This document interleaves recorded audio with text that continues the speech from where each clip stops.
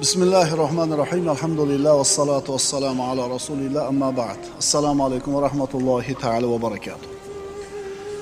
Tazkiyatun nafs silsila darslaridan birodarlar, o'tgan darsimizda xulq haqida, xulq manzilat haqida dars boshlagan edik, davom etkazamiz. Kechagi darsimizning xulosasi, agar biz shioriy ibodatlarni zo'r qilsak-ku, ammo taomuliy ibodatlarga beparvo bo'ladigan bo'lsak, shioriy amallarimiz bizga foyda qilmay qolishi mumkin. Shioriy ibodatlar bu namoz, roza, haj, umra shiorlari, islom shiorlari. Agar bularni zo'r qilsak-ku, ammo muomala odoblariga, muomala ibodatiga, taomuliy ibodatlarga beparvo bo'ladigan bo'lsak, qilayotgan ibodatlarimizning foydasi bo'lmay qolishi mumkin. Dinni mevalaridan to'liq foydalanishimiz uchun, dinning bizga beradigan samaralarni hammasini totib ko'rishligimiz uchun bizda shioriy ibodat ham bo'lishi kerak, taomuliy ibodatlar ham. Axloqimiz go'zal bo'lmasa, qilayotgan ibodatlarimizning foydasi bo'lmay qolishi mumkin. Kechagi darsimizning xulosasi shu edi, davom etkazamiz. Ali roziyallohu anhu aytadi, dinning ustuni 4 ta. Ilmiga amal qilayotgan olim, ilm o'rganishdan uyalmagan johil, molida baxillik qilmagan boy, dunyosini deb oxiratini sotmagan faqir. Agar olim o'zini ilmini zoya qilsa, johil ilm olishdan uyalsa, bu yaxshilik emas. Biz birodarlar musulmon sifatida oilamiz oldida javobgar bo'lamiz. Ota-ona bilan qilgan muomaladan qiyomatda hisobga tutilamiz. Umuman odamlar bilan qilayotgan muomalalarimizda qiyomatda hisob beramiz. Odamlar bizni namoz, ro'zamizga qaramaydi birodarlar. Bizni axloqimizga, muomalamizga qaraydi. Rostgo'yligimiz, kamtarligimiz, iffatimizga. Agar bizni sulukiyatimizni ko'rib turib, dindan tashqarida yurgan odamlar dinga muhabbati oshmayotgan bo'lsa, demak biz komil musulmon emasmiz. Qaytarib aytaman. Sunnatga qancha ko'p amal qilyapsan, qancha masjidga ko'p yuguryapsan, bunga qarashmaydi. Axloqingga qaraydi, odobingga qaraydi, halolligingga, muomalangga, tozaligingga. Mana shunga qarab turib senga baho beradi va dinga muhabbat uyg'onadi. Agar odamlar sen mana shunday bir komil musulmon bo'lsang, mana musulmon manaqa bo'ladi. Din naqadar go'zal narsa-ya deyishadi. Agar shunday deyishmayotgan bo'lsa, demak sen komil musulmon emassan. Eng yaxshi odam kim? Allohni bandalarga chiroyli qilib ko'rsatib berayotgan odam. Bandalarni Allohga chiroyli qilib ko'rsatib berayotgan odam haqiqiy yaxshi inson. U boy bo'lishi mumkin, kambag'al bo'lishi mumkin, olim bo'lishi mumkin, omiy bo'lishi mumkin, ilmli yoki savodsiz bo'lishi mumkin. Bu muhim emas. Sizni ko'rib turib odamlar dinni yaxshi ko'rdimi? Ana Allohni yaxshi ko'rgan bandasi qanaqa bo'ladi? Ana musulmon odam qanaqa bo'ladi? Dinni yaxshi ko'rdi, Allohni yaxshi ko'rdimi, siz zo'r odamsiz. Endi buni o'rniga sizni ko'rib turib, ana musulmonlarning ahvoli ko'rdingmi? O'zi masjiddan hozir keldi, yolg'on gapiryapti. Ana soqolni qo'yib olgan. Bu axloqini qara. Deb turib, dinni siz tufayli yomon ko'ryaptimi? Demak, eng yomon odam siz bo'lasiz. Birodarlar, biz axloqimiz bilan da'vat qilishimiz kerak. Gapirmasak ham zo'r da'vatchi bo'lishimiz mumkin. Nimamiz bilan? Axloqimiz bilan. Siz bilan biz nafs tarbiyasi silsilalaridan axloq manzilatini o'qiyapmiz. Din nima yo Rasululloh deb so'radilar sahobalar. Husnul xuluq deb javob berdilar Rasululloh. Go'zal xulq. Qaysi birodaringni axloqi sendan baland bo'lsa, uni iymoni ham sening iymoningdan baland bo'ladi. Tasavvuf ulamolar aytadi, qaysi birodaringni axloqi sening axloqingdan baland bo'lsa, uni tasavvufi sendan yuqori ekan deydi. Tushunarlimi? Qiroatni zo'r qilib o'qib berdi qor aka.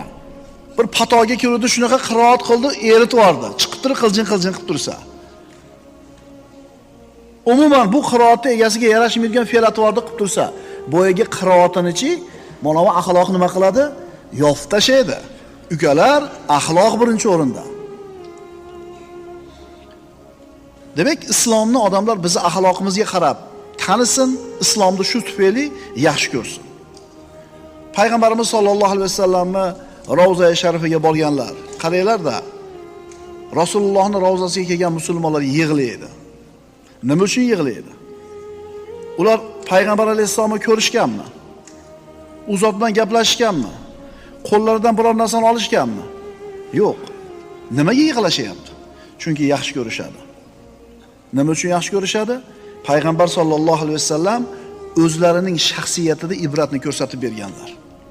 U zot sabrli bo'lgan, boy bo'lganda ham, kambag'alda ham bo'lganda ham, kechirimli bo'lgan, zaif bo'lganda ham, kuchli bo'lganda ham. Rasululloh hech qachon aytgan gaplariga qilgan ishlari teskari kelgan emas. Rostgo'y, omonatdor, muloyim, rahm shafqatli, kechirimli. Bunaqa odamni kim yaxshi ko'rmaydi, birodarlar? Shuning uchun Muhammad Mustafa sallallohu alayhi vasallam eng oliy namuna, eng oliy ibrat bo'lganlar. Chunki Alloh taolo aytayapti buni. Astagfiru billah, laqad kana lakum fi rasulillahi uswatun hasana liman kana yarjulloha wal yawmal akhir va zakaralloha katira. Allohga iymon keltirgan, qiyomatga iymon keltirgan, oxiratdan umidi bo'lgan va Allohni ko'p eslaganlar uchun, biz uchun, musulmonlar uchun Muhammad alayhisalomning shaxsiyatida go'zal ibrat namuna bor deydi Alloh taolo. Hamma narsani payg'ambarimizdan o'rganishimiz kerak. Bir kishini tasavvur qiling, ilm majlisiga yillar davomida keladi. Doim masjidda namoz o'qiydi. Ma'ruzalar eshitadi, ta'sirlanadi. Ammo eshitgan, o'rganganiga amal qilmaydi. Bu kasallik bu. Futbol o'ynayotganda o'zi tuta olmaysizmi?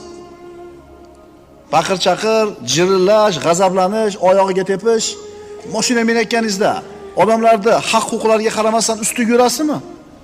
To'g'atmaysizmi? Demak, bu qalbingizdagi kasallik belgisi, birodarlar. Bilib qo'yinglar. Biz eshitayotgan ma'ruzalarimiz, eshitayotgan nasihatlarimiz, o'qiyotgan kitoblarimizdan ta'sirlanib, hayotga buni tatbiq qilmayotgan bo'lsak, bu ma'lumotlar bizni zeriktirib qo'yadi. Qaytarib aytaman, eshitayotgan ma'ruzalarimizga amal qilmasak, hayotimizni o'zgartirmasa, bu ma'ruzalar bizni zeriktirib qo'yadi. Faraz qiling, dadingiz mashina olib berdi. Bo'ydoq yigit. Xursandsiz. Pravez yo'q. Mina olmaysiz. Olib olib uyda yuvasiz bir kuni. Kechgacha yuvasiz. Hamma yo'g'ini yuvasiz. Chiroyli qilib qo'ydingiz. Tomosha qilib kirib ketdingiz. Xursandsiz. Ertasi kuni chiqdingiz, pravez yo'q, mina olmaysiz. Nima qilasiz? Plisoslaysiz ichlarini. Polirovkalaysiz. Xursandsiz. 3-kun ishtiyoq pasayadi. Atrab kelib yilasiz. Bir bolalar yapishtirasiz. Bir hafta qaraganingizdan keyin zerikasiz. Nimaga zerikasiz? Mashinadan foyda olmayapsiz-da. Mashinadan manfaatlanmayapsiz-da. Uzoqingiz yaqin qilmayapti-da. Foydalana olmayapsiz-da. Shuning uchun zerikib qolasiz. O'shuning uchun lillahil masalul a'la. Eshitayotgan ma'ruzalarni bitta tatbiq qilamiz hayotimizga, keyin bu ma'ruzalardan foyda olamiz. Agar faqat eshitib qo'yadigan bo'lsak, bu ma'ruzalar bizni nima qiladi? Zeriktiradi. To'g'rimi?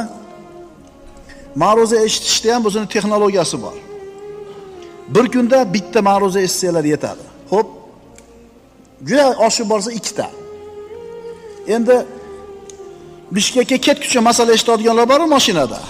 Bu ma'ruzaning sizlarga foydasi yo'q. Nimaga demisizmi? U fon bo'lib qoldi-da u.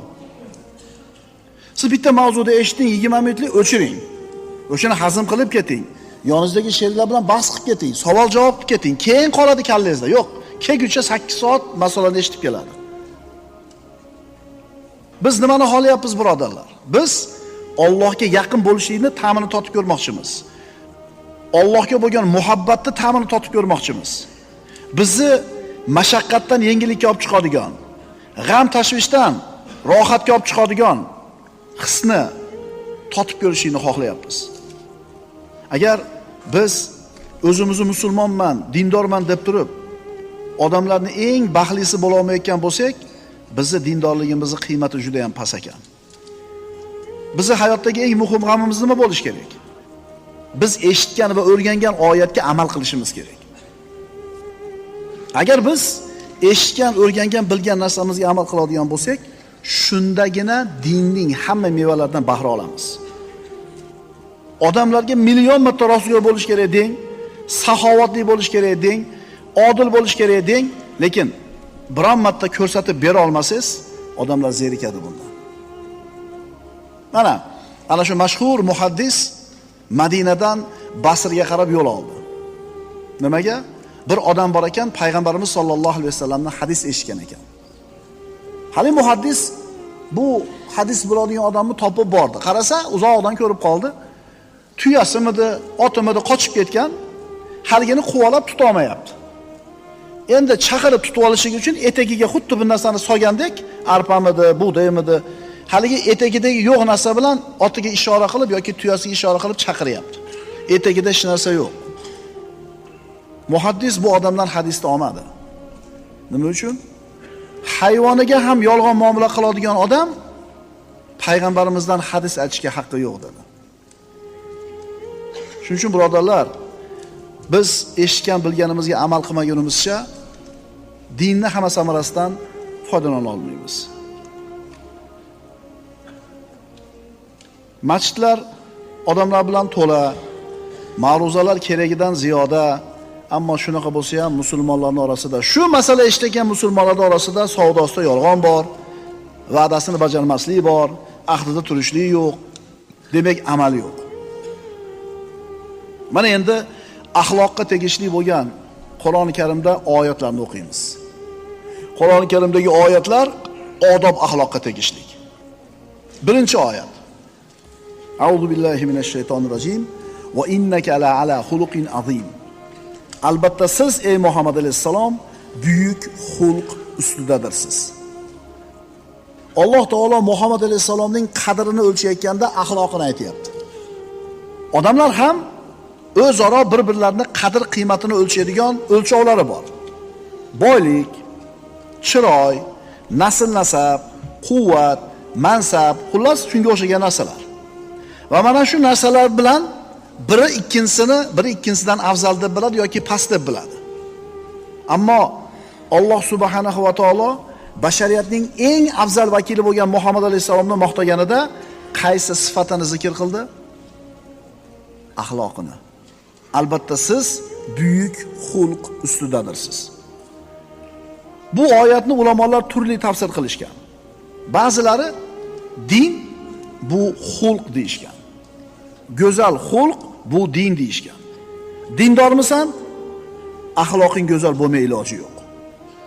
Qaytarib aytamiz. Dindormisan? Dinni ushlagan musulmonmisan? Boshqacha bo'lishi mumkin emas.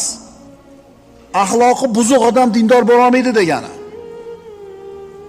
Abdulloh ibn Abbos va Imom Mujohidlar bu oyatni bergan tafsirida din go'zal xulq deb aytishadi. Bir mashinani tasavvur qiling. Kuzovi juda ham go'zal holatda. Saloni super salon. Diskalari ham eng qimmat diskalar. Bitta muammo bor faqat. Nimasi yo'q uni? Motori yo'q. Demak, mashina yo'q-da. Agar bizni axloqimizni o'xshatish kerak bo'lsa, shu mashinani motoriga o'xshaydi. Motori yo'q mashina, mashina emasmi? Axloqi yo'q musulmon komil musulmon emas. Axloqni mana kechagi darsimizda o'qidik.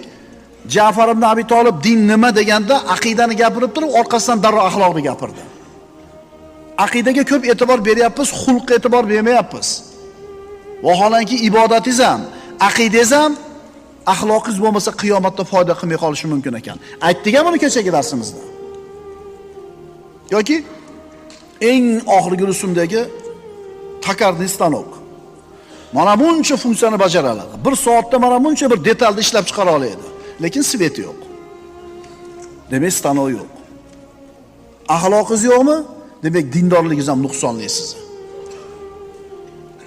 Xulosa, agar biz axloqni, go'zal axloqni bir chekkaga surib qo'yadigan bo'lsak, bunaqa go'zal xulqqa beparvo bo'ladigan bo'lsak, nafsimizni poklashlikka loqatlik bilan qaraydigan bo'lsak, qalbni musafolik bilan ishimiz bo'lmasa, dinni katta qismini tark qilib qo'ygan bo'lamiz.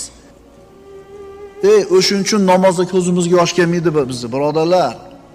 O'shuning uchun namozda zerikib ketamiz. O'shuning uchun qiroat cho'zilib ketganga o'xshaydi. Usmon ibn Affonni gapi bor. Agar qalblarimiz deydi, bu xalifa-i Roshid, Zinnurayn. Agar qalblarimiz musaffo, pok bo'lganida Robbimizning kalomini eshitdan malollanmas edi deydi. Mana shablon, mana o'lchov, mana andoza. Agar qalblarimiz sof bo'lganida, qalblarimiz musaffo bo'lganida Qur'on tinglab zerikmagan, charchamagan, malollanmagan bo'lardi deyapti. Ikkinchi oyat. Astagfirullah. Idfa billati hiya ahsan. Siz har qanday yomonligini eng go'zal so'zlar bilan daf qiling. Astagfirullah. Va la tastavil hasanatu va las sayyi'a. Idfa billati hiya ahsan fa idhal ladhi baynaka va baynahu adawatun ka'annahu waliyyun hamim. Alloh taolo Fussilat surasida aytayapti. Yaxshilik bilan yomonlik barobar bo'lmas. Siz har qanday yomonlikni eng go'zal so'zlar bilan daf qiling. Shunda banogoh siz bilan o'rtalaringizda adovat bo'lgan kimsa qaynoq, sodiq do'st kabi bo'lib qolur. Sizga yomon gapirgan, yomon muomala qilganga chiroyli muomalangizni qilavering, Alloh uni do'st qilib qo'yishini aytayapti. Formula ekanda bu. O'rtani isloh qilmoqchimisiz? Kibringizni sindirasiz. Alloh uchun boribdi, assalomu alaykum birodar deysiz. Yaxshilik bilan yomonlik barobar bo'lmas. Siz har qanday yomonligini eng go'zal so'zlar bilan daf qiling. Shunda nima bo'ladi shunda? Banogoh siz bilan o'rtalaringizda adovat bo'lgan kimsa qaynoq, sodiq do'st kabi bo'lib qolur. Aqulu qawli hada va astagfirulloh li va lakum.